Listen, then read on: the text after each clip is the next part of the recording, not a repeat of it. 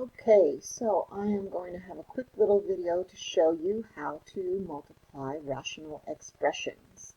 So what is a rational expression? Just to review quickly, it is rational often means fraction. So we have a fraction. The fraction is made up of rational. Okay, quick little video on how to multiply and divide rational expressions. So what you're looking at is two rational expressions, and they're being multiplied together. So you see that each one is a fraction made up of polynomials. So there are three steps that we need to consider when we want to multiply an expression like this. And the first is to factor. So now looking at these polynomials, these are a little bit complicated to factor. So let's remember what we used to call the Berry method, where we're going to multiply this number here times this number here. So 2 times 2 is 4, and so 4 is one of our numbers, and the other number that we're interested in is 5. So 4 is our product, and 5 is our sum. So we want two numbers that multiply to 4 and add up to 5. Those two numbers would be 4 and 1.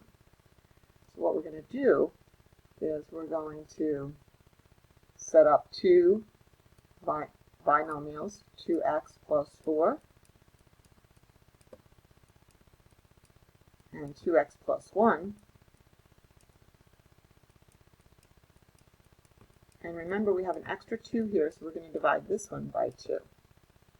Okay, and then what we're going to end up with, and we're going to do something similar right here. So 2 times negative 1 is negative 2. That's our product. Our sum is positive 1. So those two numbers would be 2 and negative 1. So let me just write that one out here too so we can see it. So this is going to be 2x plus 2 and 2x minus 1. Remember, we have an extra 2 here. So where is it? It's in this one. So we're going to divide this one by 2. Okay, so when we simplify those, we're going to end up with this. So that's our numerator. So 2x plus 1. Oh, wait a minute. Did I make a mistake? This should be 2x plus. Okay, hopefully this will be a quick little video to show you how to multiply rational expressions. So what we're looking at here are two rational expressions. Each of these fractions is a rational expression because it's made up of polynomials in the numerators and the denominators. So we have variables and numbers in the numerators and denominators. And we want to multiply and simplify. There are three steps to this process. Number one, we factor as much as we can. Number two is my favorite part. We cancel everywhere we can. And number three, we multiply and or simplify what's left. So factoring. So we look at each polynomial individually and factor it. So the first one, this one is a little tricky because we've got a 2 here. If you remember our little trick for doing this, we multiply 2 times 2, and that gives us 4. So we're looking for two numbers whose product is 4 and whose sum is 5. That's the number in the middle. Okay? So what would those two numbers be? 4 and 1. So I'm actually going to pull up a blank screen so we can factor this. If you recall, we put 2x in front of each of our binomials, and then we have plus 1, 2x plus 1, and 2x, sorry I'm writing with my mouse, it's a little messy, plus 4. Now recall, we have an extra 2 here because 2x times 2x is 4x squared, so we have to get rid of the extra 2, so we look at each binomial for an extra 2. This one can be divided by 2, so we're going to simplify. So we have 2x plus 1, and we have, it's very messy, x plus 2. Okay, so then we go back here, and that's where that comes from. 2x plus 1, x plus 2. Similarly here, 2 times negative 1 is negative 2, and positive 1 is our sum. So product negative 2, sum 1. So those two numbers would be 2 and negative 1. Because 2 times negative 1 is negative 2. 2 plus negative 1 is 1. Okay, so let me just do another blank screen. So we have 2x plus 2, 2x minus 1, x plus 2.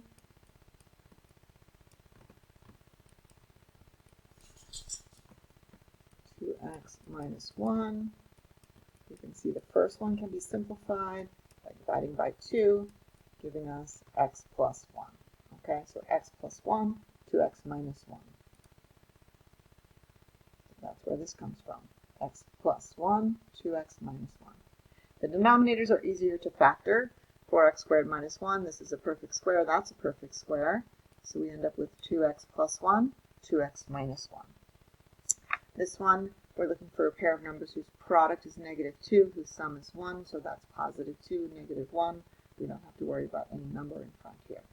So now this is what we get. Okay, so now we have factored, check. Now we're going to cancel, wherever we can, any factors that are the same. Now what's cool here is you can cancel things that are in the same fraction, like here. And I can cancel things that are in different fractions, like here and here. So when I'm all done, this is all gone. So what's left here? 1. This becomes 1. So I multiply 1 times what's left here. And what I get is this. And that's my answer. Now some of you might think we can do this, but you would be wrong. No, you cannot do that. Do not cancel the x's. Do not cancel the 1's. This is the answer. If you don't believe me, pick a number for x and plug it in and see what happens if you try to cross out the x's or the 1's. Okay, so that's multiplication. Now let's go to division. This is a little easier, this problem. Actually, I'm going to cover this with a shade because I only want you to look at a little piece at a time. So this is a division problem, though. So division, we have one extra step, and that is we flip the second fraction. Okay, so we take the second fraction, we flip it over. So we end up with this. Now, the second thing we're going to do is factor. If you want to flip and factor at the same time, feel free. That is absolutely okay. But I did this step by step. So all I did here was put this on the top and that on the bottom. Now we're going to factor. These are relatively easy to factor. Y minus 2, y minus 3. Don't make the mistake of thinking this is 6 and 1, because that's a plus. So I need 2 negatives. And down here, y plus 5, y minus 2. Okay, so that's what we end up with. So now we have factored, we have flipped, factor, flip. Now we're going to cancel. So cancel. Let me get a nice dark color to cancel with. Cancel, cancel. And I can cancel these y squareds with 2 of these y's, and leaving me with 1 y. Okay? So what's left? Now I multiply. So I have 4 times y minus 3. And I have y times y plus 5. Now, something we do have to take into consideration that I forgot to mention on the last problem is that denominators are not allowed to equal 0. So what we say is this expression is valid for any values of y except those that would make the denominator equal to 0. So up here we can see the denominator would be 0 if y were 0, so y cannot be 0. And then when we flip it here, the denominator would be 0 if y were negative 5 or positive 2. So therefore, y cannot be 0, negative 5, or 2. And let's look at our other problem. And also here, in this case, the denominator cannot be negative a half, positive a half, negative 2, or positive 1. Well, this is valid for all other values of x. And that's it.